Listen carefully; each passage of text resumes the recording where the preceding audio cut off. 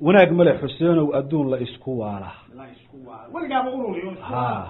hadaad farasku inuu weyn yahay iyo wehel dad moodayso galab baa waraabuhu dilaa ama la waaya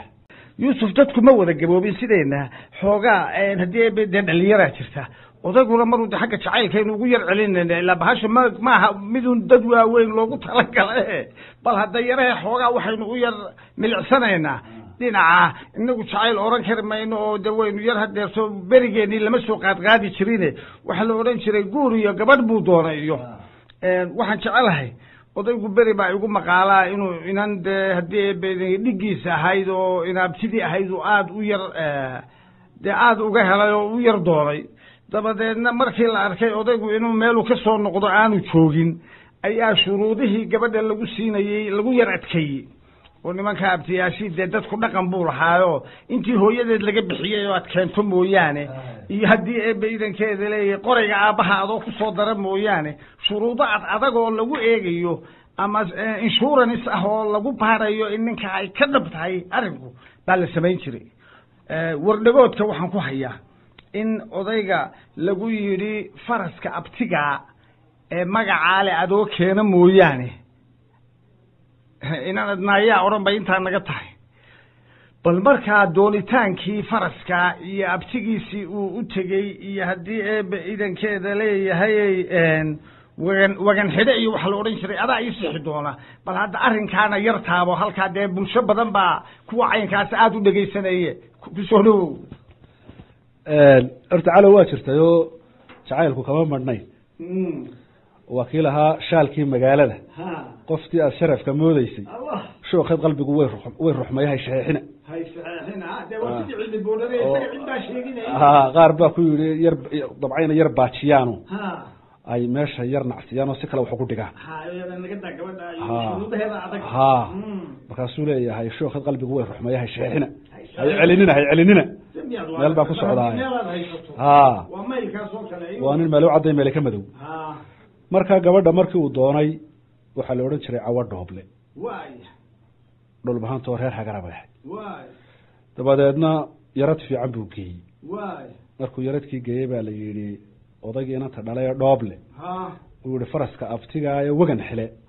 soo raaci yaradka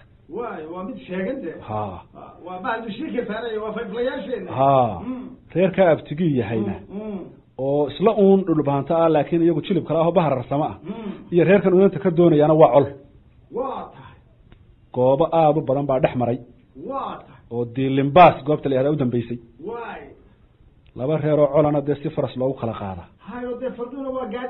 aragteen farduuna waxay ahaayeen tignikay markaa ahaayeen oo nin walba iyo faraskiisa dee waa la yaqaanaa salaan dee waa nin guur ku jiro oo jacayl hayaaye arrintiibuu sidhi biyo gaadho xaggii abtigii ayuu kacay abtigii buu yimid oo xuseen maxamed cumar xuseen johorod yaa abtigii la odhan jiray arrintii buu uga warramay dabeedna abtigii wuxuu ku yihi abti dee waa isku leenahay oo faras iyo wax ka badanba waa isku leenahay laakiin reerkaa inanta aad ka doontay in colaadina dhex taalo soo ma ogid abti waa jirtaa buu yihi colaadaasi laakiin dee halkaasaa lai dhaafi waayo arrintii kaga xidhanta waxaa laga sheegay odagii inuu yidhi abti faraskayga lai soo fuuli maaye wixii kale aad weydiinayso diyaar baanu ah ragga qaar waxay weriyaan odaygu markii dambe faraska waa ogolaadaye tolkii guud ayaa diiday sheekadii inay socotaba aakhirkii waxay gaadhay garaadkii markaa sandalada hayay oo go-aamiyey inta colaadaasi taagan tahay inaan faras la bixin arrintii arrin qabiil isku raacay inaan faraskaa la bixin yay noqota faraskaasaana dee gabadha ku xidhan taha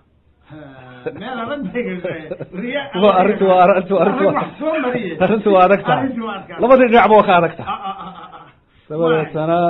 waxay noqotay dee salaan inuu ka ambabaxo oo faraskii aanu helaynin dabeedna shirkiyo iyadoo shirkoodii abtiyaashii ayuu yimi tixdanu markaa mariyey isagoo weli abtigii la hadlaya inaan dee xoolaha wad jiro oo abaari jirto oo farasku si unu baxayo oo ayuu ka hadlaya neef xoolaa yahay waa qiimo dilaya markii ayuu ka hadlaya halka la geeyay hoos ku celinaya qiimihiisa wuxuu yiri wanaag male Xuseenow adduun la isku waala waligaaba ururiyo hadaad farasku inuu weyn yahay iyo wehel dad moodayso galab baa waraabuhu dilaa ama la waaya waxa cudurro waysaga dhintaa oo wareen malag weeraragi meena nin bari weefsada galab wacdi sabana xoolaha marbuu weyd ku jabiya كبر قالي جد وهذه أورك كوايلك وقلت شيء هذا اللي قلته عيو وذني وقلت شيء هذا اللي قلته عيو ورسيوب بودي هل بريق اللي قوي عيو وذن حيمة مكاسي وحوشت يعنان هذا الله وري ورقت تدريرات كفت يوه هذا ولا ليسو فقس وذا وشيرية رجال ورمد وديقلي بسوا وشقي مال فقبو وجرد جويه مكاسو وراه حقو النقطة وير الله لها وتشجعلك ويسوق قفتا شيء كستو وعن دان ولحد غورينا إيمانكم وريرشين وحكوسي يا حاجة يقول وريسابا ووديها شيء أدون لقوة يجا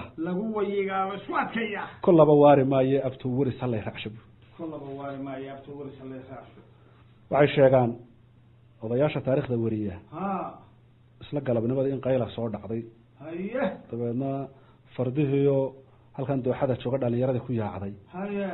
isla faraskii wagan xilo oo soo hurda yani dhalinyarada ku boodayo jeedalkii ugu horeeyay markuu ku kiciyay ayaa faraskii boodayo garka wadna go'a waaba tii uu sheegay dabeetana waxa la yiri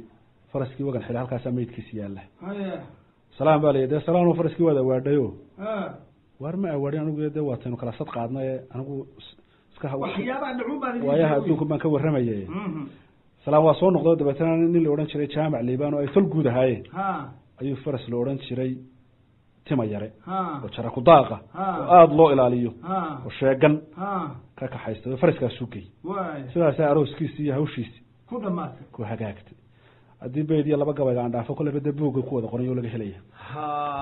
ma iyadu inteenan way iska yar waa raacisay wixii uu buuga ayaa gabaygu ku dhan yahay oo sida aad sheegtay halkaas aad ninkii aad u danaynaya ama la xajala ka gashaa uu ka eegi doona